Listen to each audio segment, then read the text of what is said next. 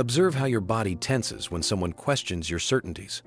Notice the speed at which your mind constructs arguments to defend positions that, deep down, you yourself question. Witness the exhaustion that comes not from work, but from the constant effort to maintain an image that no longer corresponds to who you are. These are the observable symptoms of spiritual pride, not a moral vice, but a defense mechanism that is turned against its own host. There comes a point when rigidity ceases to be a posture and becomes an identity. You don't wake up one day deciding to be proud.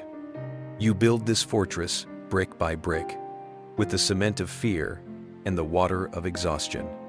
Every time you preferred silence to asking for help, every time you smiled when you wanted to cry, every time you said, "I'm fine," when your soul was in tatters, you were raising the walls of this inner citadel. The Pharaoh who dwells within you did not begin as a tyrant. He was born from the legitimate need not to get hurt again. When life showed you its quicksand, you learned to harden the ground beneath your feet. When disappointment came, you learned to shield your heart. This is not a sin of arrogance. It is a survival strategy that worked so well that now you confuse prison with protection. When we feel fragile inside, we create a rigid persona on the outside. The religious ego is especially skilled at this. It transforms humility into performance, surrender into strategy, and faith into another item of control. You are not trying to control God. You are trying to control yourself to deserve God, without realizing that this equation already starts wrong, because grace by design is not earned, it is received. Pharaoh is the perfect metaphor. The more plagues came, the more hardened he became. The plagues in your life are not divine punishments. They are successive invitations to flexibility. The relationship that falls apart, the project that doesn't work out, the failing health, the prayer that seems unanswered. Each of these events could be a door to surrender, but spiritual pride transforms them into evidence that you need to try harder, control better, harden even more. And so, in the secret sanctuary of your soul, you become simultaneously the priest and the idol, the one who prays and the one who is worshipped. The neck that doesn't bend is not a sign of strength. It's a symptom of an unrecognized fracture. True strength lies not in resisting change, but in the courage to recognize oneself as fragile. The approaching desert is not punishment. It's the only arid terrain ample enough for this sandcastle to finally collapse. There is a silent mathematics in the hardening of the soul. Each non-bending of the spiritual neck generates a sharper angle in its inner prison.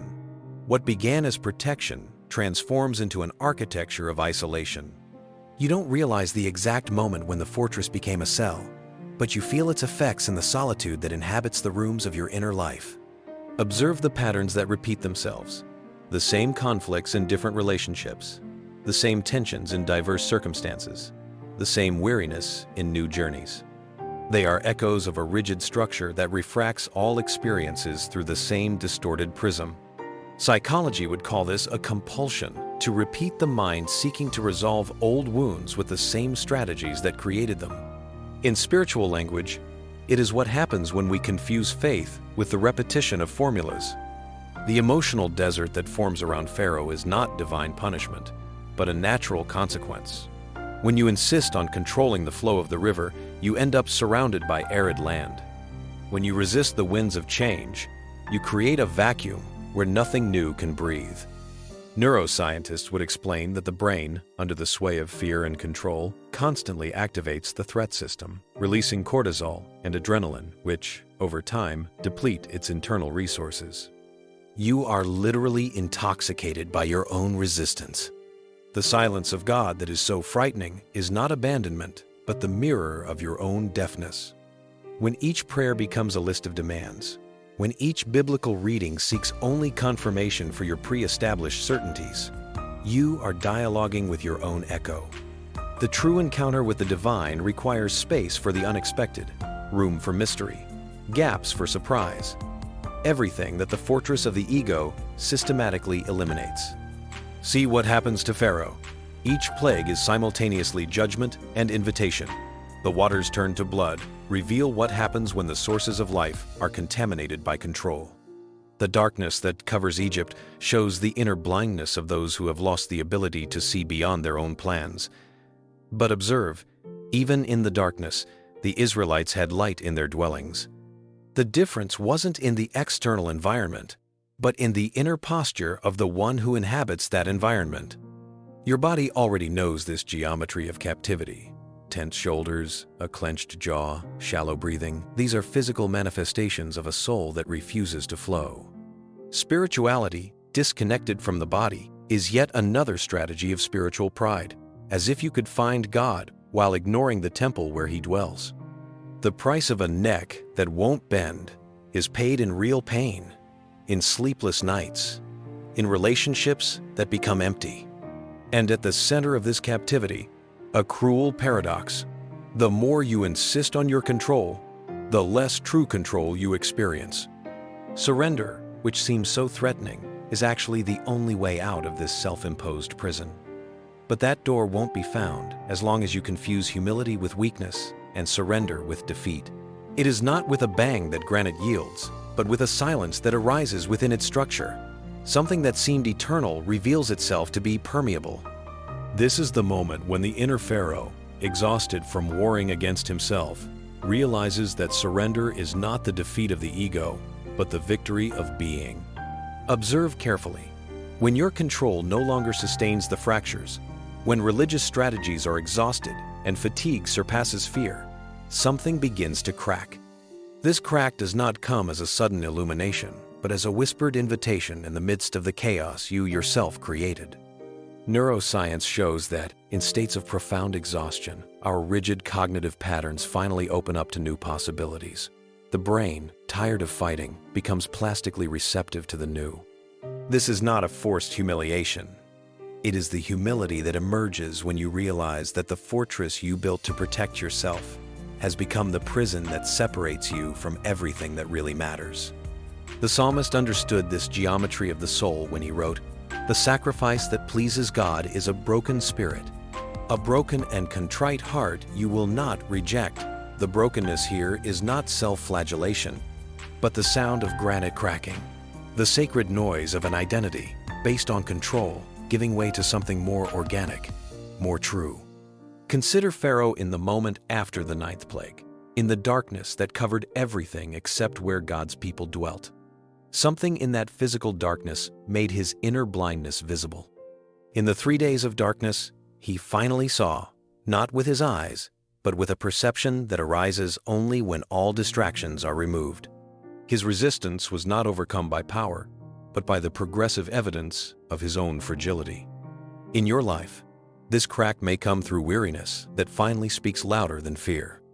It may come the moment you realize that your certainties isolate you, that your defenses weaken you, that your control imprisons you.